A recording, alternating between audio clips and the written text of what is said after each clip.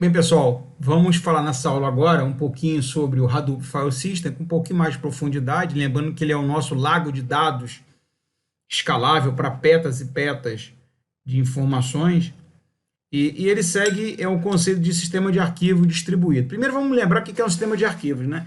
É aquela entidade que faz parte do sistema operacional, cujo objetivo é armazenar e recuperar os dados de uma forma organizada e transparente aos seus usuários, onde se tira a complexidade de todo o processo de mandar escrever, ler os dados de qualquer mídia, seja digital ou mídia magnética, e tornando o processo de uma forma visual bem mais simples. Esse é que é o objetivo de um sistema de arquivos. E distribuído porque ele pode estar contido em vários servidores. No desenho aqui nós temos uma visão, eu não diria que o Network File System, na verdade ele é um sistema de arquivos compartilhado, ele não é bem um sistema de arquivo distribuído, mas quem está usando pensa que uma única árvore de diretório está disponível para eles. Claro que existe outro sistema de arquivo distribuído como Lustre, Gluster, Ceph, BFS. Então existe uma infinidade de sistema de arquivo distribuído que realmente existe, cria a ilusão em que o ambiente esteja distribuído entre várias máquinas e você usa como se fosse um sistema de arquivos local. E o HDFS entrega isso para a gente. Só lembrando que ele é um sistema de arquivos do Hadoop, você não vê, você acredita que ele está lá, usa até 3 réplicas, ele é do tipo WORM, Write Only, Read Many, tá? E ele é altamente escalável. Tá? E quem utiliza não sabe da sua existência, não sabe como os dados estão espalhados. Tudo isso foi baseado no Google File System, que basicamente ele usa o conceito dos clientes que acessam um sistema mestre, tá? Que seriam os name nodes, e os chunk services, seriam os servidores onde os dados vão estar armazenados. Normalmente, na época, era 64 MB. Hoje, o tamanho dos blocos no HDFS, o mínimo é 128. Mas isso valor é ajustável. Você define o tamanho no arquivo de configuração, mas tudo isso através do paper do Google File System. Qual é a ideia? Ele usa o conceito de hack, tá?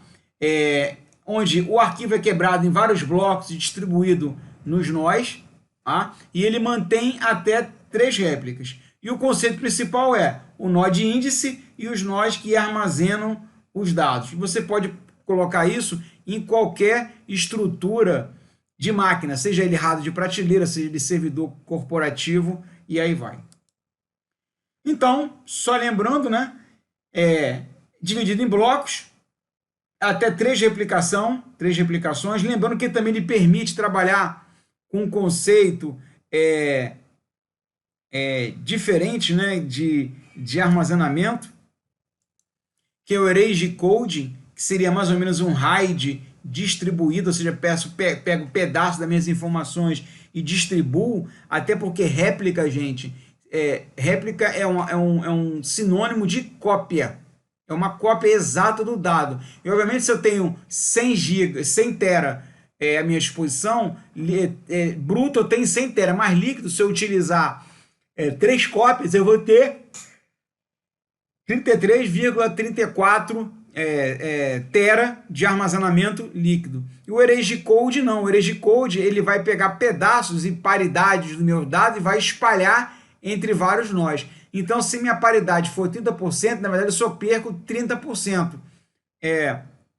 dos meus dados. Na verdade, eu não divido por 3. Eu vou multiplicar por 30%, que eu vou encontrar o meu espaço de armazenamento líquido.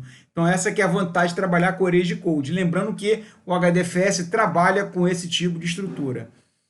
E ele usa uma filosofia mestre-escravo, ou seja, name node, data node. Tolerância à falha, ele entrega baseado na replicação. Integridade, ele faz checksum o tempo todo, ou seja, ele gera uma assinatura digital para garantir que o dado lá dentro está consistente. Ele me entrega segurança através de criptografia, listas de controles de listas de acesso. E desempenho, Quanto mais paralelismo, melhor o meu throughput, a minha vazão dos meus dados. Então, lembrando que o fator de replicação é 3, ele pega aqui um dado, divide isso, na verdade, isso aqui é uma imagem um pouco mais antiga, porque o block size hoje, o tamanho padrão é 128, e ele armazena esses dados, ele mantém no mínimo uma réplica, né? Se eu tenho 2 aqui, ó, tenho réplica 2 aqui e tenho réplica 2. Então, significa que se essa máquina cair, ele tem condições de buscar esse dado em qualquer outro nó. Como o conceito do HDFS é bem interessante, né? O conceito de hack, né? Então significa que o processo de escrita, o nó que está mais próximo do cliente aceita a escrita, tá? E escreve, e depois ele replica para o segundo hack. Tá? E tenta minimizar o custo da escrita, tentando manter no mesmo hack que ele manteve aquela réplica. Então, significa que se esse datanode aqui der pau, ele pode buscar do hack 2. Se o hack 1 todo pifar, ele consegue buscar dos outros hacks. Então, isso é um algoritmo que você pode mexer, tá? Eu posso dizer que eu posso gravar os dois primeiros aqui, uma outra cópia. Eu posso fazer o inverso, né? Que o primeiro que ele escreveu, ele vai colocar no outro hack e vai manter no próprio hack a terceira cópia. Mas eu também posso fazer um inverso, né? O primeiro que escreveu, escreve no mesmo hack e coloca a terceira cópia num hack mais distante do que o dado original. Então, são algoritmos que você pode manipular e mexer no momento que você achar mais adequado.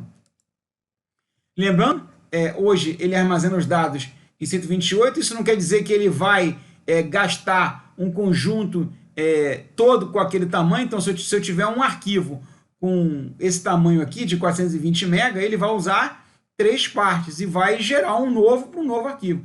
Lembrando que a ideia aqui é armazenamento sequencial. Por quê? Porque o MapReduce e o Hadoop trabalha basicamente com leitura sequencial. Então, ele foi preparado para leitura sequencial. E por isso que o tamanho dos meus blocos são um arquivo gigante, porque é a questão do Big Data. Novamente, aqui ele entra um outro conceito de federação. Eu posso ter um único, eu posso ter 2 ou mais clusters em lugares diferentes e eu enxergar o meu file system como uma única entidade. Significa que em cada cluster eu tenho meu próprio name node que gerencia cada um seu próprio espaço de nomes, mas quem está usando não sabe disso.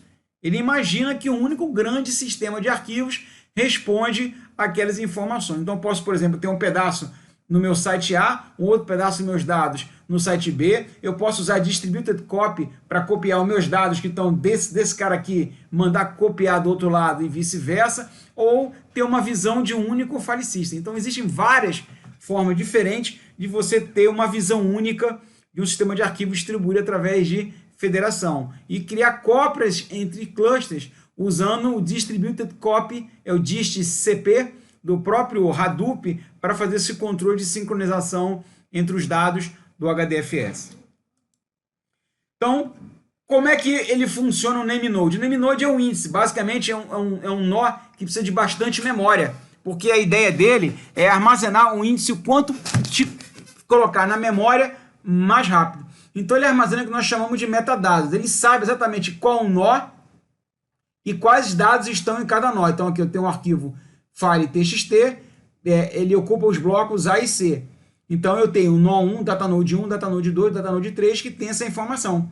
Quando o cliente pergunta, ele sabe exatamente em quais datanodes essas informações estão armazenadas. Então, o NameNode sabe o nome do arquivo e sabe qual bloco e quais dados estão armazenados em cada um dos nós através do HDFS. E, obviamente, de tempo em tempo, ele manda o que nós chamamos de heartbeat para o NameNode para saber se o nó está vivo ou não. Se o nó morreu pitanga, o que acontece? Ele é colocado no estado reservado. Tá? Mas, ao mesmo tempo que ele não responde, ele começa a pegar os dados que ele sabe em quais nós estão, do outros nós, e começa a replicar para outras máquinas, para sempre garantir que vai ter 3 cópias. Quando o nó volta à vida, ele tenta armazenar outras informações para melhorar o balanceamento. Não necessariamente eu sou obrigado a trazer de volta. Se já está onde está, para que eu vou gastar ciclo a mais para trazer os dados de volta? Ele começa a ser usado para outras funções, caso ele volte à vida novamente. Nós já vimos isso daqui, né? Pelo próprio portal do HDFS, eu consigo navegar na minha estrutura, ou eu uso o portal, ou uso o RUI, tá?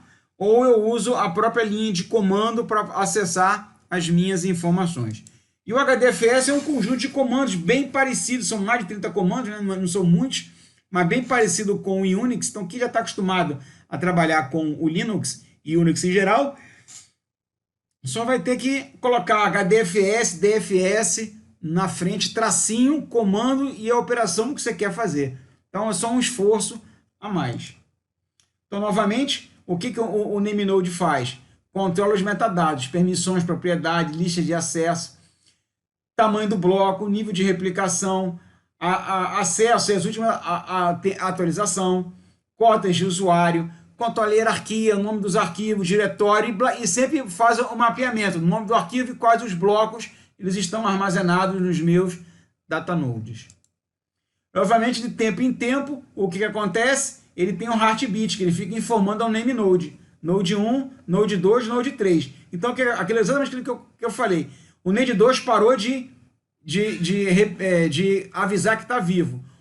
O NameNode detectou, olha, o datanode 2 está fora. Então, o que ele vai fazer? Ele vai pegar os dados que estão contidos em outros nós, por exemplo, a réplica 1, 2, 3 aqui, ele vai pegar isso e vai começar a replicar para um outro nó, para sempre garantir que a quantidade mínima de réplicas vão estar sendo atendido. E é assim que ele trata isso internamente. Tá? Exatamente isso que eu acabei de falar. Ele começa a replicar. Então, qual é o processo? O cliente viu uma requisição para o NameNode para adicionar arquivos ao HDFS. O NameNode responde e dá ao cliente um empréstimo, ou seja, estou dando para ele o caminho que ele vai ter que armazenar. Aí o cliente, para cada bloco, o cliente poderá requisitar o NameNode para prover um novo bloco ID e a lista de datanode. Sabendo isso, o cliente escreve os blocos diretamente no primeiro datanode da lista e deixa que depois ele, o datanode que recebeu, grave nos outros nós. Aí ele vai usar aquele formato que vocês viram no hack. O primeiro que recebeu a gravação atende e depois ele manda esse dado se replicar para um hack mais distante para gravar a segunda cópia e para garantir maior consistência e minimizar o custo da escrita, já que gravar localmente é mais rápido, ele manda gravar no mesmo hack que ele está. Lembrando que nós podemos ter o HDFS na primeira versão, todos os discos eram vistos com o mesmo storage, mas a partir da versão 2, na versão 3 propriamente dito, você já consegue ter várias camadas de armazenamento, memória, SSD e disco mecânico. Isso permite usarmos o conceito de placement, tá? E depois fazer o que nós chamamos de ILM, Information Life Cycle Management, ou seja, controlar o ciclo de vida da informação. Primeiro momento está na memória, ó, se não está usando mais, então vou salvar no disco SSD. Ó, depois de 30 dias, não está usando mais no SSD, eu vou jogar para o disco mecânico. Ah, não estou usando mais. Aí você pode, por exemplo, mandar para uma nuvem. E aí vai. Então você consegue tratar o ciclo de vida dos dados em camadas diferentes de armazenamento dentro do Hadoop. Lembrando que no HDFS o NameNode ele é um ponto de falha, você vai ter que criar um cluster, pode ser um cluster entre vários NameNodes, sempre na visão ativo e vários passivos. Tá? E normalmente você usa o Zookeeper para controlar a orquestração de se o NameNode principal cair, quem levanta o NameNode secundário. Quem eu vou eleger para levantar na outra extremidade? O Zookeeper tem uma configuração específica para tratar desse tipo de estrutura. E lembrando que existem outras soluções de mercado que permitem você trabalhar com sistema de arquivo distribuído ao invés do próprio HDFS. Como o HDFS é é um ambiente cliente-servidor, ele tem tanto o lado HDFS client como o lado HDFS servidor, e utiliza um método de passagem de mensagem chamado RPC, ou RPC, que é Remote Procedure Call, RPC, chamada procedimento remoto. Então eu posso enganar o Hadoop colocando, por exemplo, o Spectrum Scale da IBM, que é um baita de um sistema distribuído que eu usei na IBM quando eu trabalhei lá. Para mim, um dos melhores sistemas de arquivo distribuído que existe no mundo. E eu posso utilizar uma API que faz a função de HDFS Transparency e os meus servidores que vão rodar o Hadoop podem, inclusive, rodar em storage tradicional, coisa que do HDFS tradicional ele só permite rodar em disco na barriga. Usando o HDFS Transparency, eu posso usar, inclusive, storage tradicional, Fiber Channel, iSCSI, e aí vai, tá? Ele permite isso. Mas por quê? Porque eu emulo, eu vou usar o HDFS Client, que vai conversar com o meu Spectrum Scale através de uma camada de abstração, que é o HDFS Transparency, e eu começo a armazenar os dados no storage tradicional como se fosse máquinas com disco na barriga. Então, nesse caso, eu nem precisaria ativar a replicação na camada do HDFS. Por quê? Porque toda a parte de replicação já está sendo feita na camada de storage lá embaixo. Então, eu tenho economia de espaço de armazenamento.